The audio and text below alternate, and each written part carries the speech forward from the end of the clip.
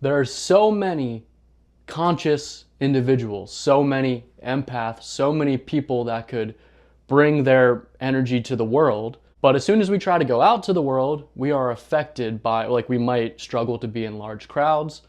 When we come around someone negative in our family, like our friends, we instantly feel drained. Like, I used to notice I would just start yawning because those negative people would be sucking the life out of me. And people that are more sensitive, you might think it's a curse, but I mean, that's a gift. It's a gift to be able to feel. It's a gift to have strong intuition. It's a gift to have high emotional intelligence, but we got to learn how to use it. I read this super good book. It's called Dodging Energy Vampires. I think Christine Northrup or something like that. I'll post a picture of the book. That book really helped me out a lot. And the first thing that she talked about, I'm pretty sure, is that you gotta stop wanting to help everyone. You gotta stop trying to fix everyone.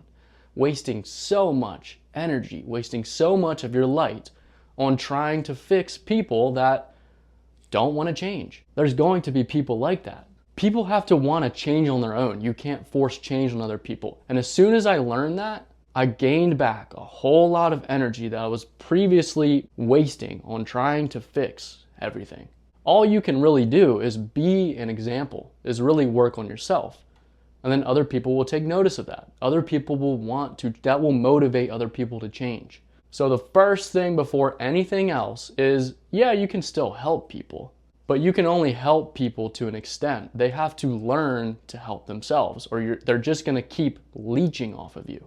And that's the best way you can really empower someone else, is let them figure out their own shit. And some people just don't wanna figure it out, and you just have to let that go. I know it's hard, you just gotta let it go. So when you come in contact with that negative person, maybe it's a negative family member, maybe it's someone who just has like a cloudy lens on life. No matter what they do, they're always finding the negative.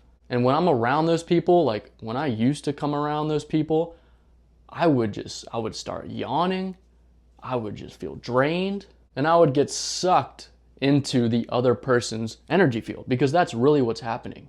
Your aura and their aura are kind of intertwining. And sometimes that negativity can be so built into that other person, really just like a part of that person's subconscious, that it's kind of overtaking you being an empath, you being sensitive to energy and picking up on all the energy around you. So what you really have to do, I call it, creating the energy bubble, the energy force field around you.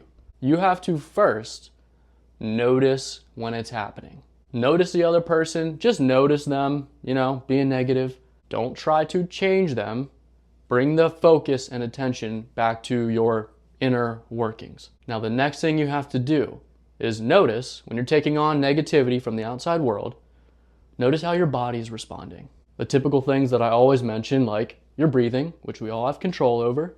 As soon as we learn how to control our breathing, we're going to control our entire reality, I think. So notice how your breathing's probably shallow. You're probably not breathing at all when you're around negativity. And just start breathing deep. Breathe from the belly. Slow everything down. And honestly, that might be all you have to do. I've just been doing it for so long that I just turn my attention back to my breath, away from the outside world, and I enter that state of limitlessness that I always talk about. And then just relax your body. Just loosen everything up. You're probably tense. Loosen it all up. And I've talked about this in a pretty old video, probably from like a year or more ago, but I wanted to make an updated version of it. What I like to do is imagine some kind of force field around me. Maybe you can imagine your aura. I like to imagine like a protective bubble. I like to imagine it in the color blue. You can do whatever you want. And really, this is powerful because if you start to imagine it, like some people might hear this and they're like, oh, sounds stupid. Like you're just imagining something that doesn't exist. You got to realize that your imagination is really that powerful.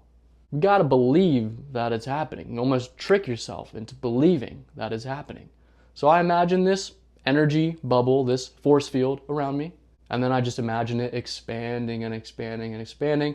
All the while, I'm breathing deep, I'm staying relaxed. I'm returning my focus back to the full present. You can also imagine like the energy from your heart, very powerful energy that's happening in the heart. You can imagine that expanding too. You can even just smile, and even just like a soft smile, like notice how your physiology, notice how your body changes. Notice how your energy changes when you do that. Just smile a little bit.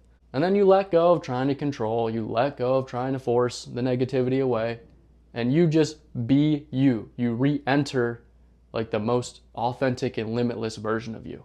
You keep practicing that, you keep doing that when you enter negative situations, when you enter big crowds, and you're going to start to separate yourself. Normally, as an empath, we just have a cesspool of energies and thoughts within us that aren't really ours. But we're going to start to delineate. We're going to start to separate. Oh, this is my pure positive energy, and that's the outside energy. I don't have to take that on anymore. But it starts with controlling some things within yourself. And it starts with becoming aware that it's happening. So hopefully that helped. We're done sucking other people's crap, and we're going to start being ourselves. So, peace.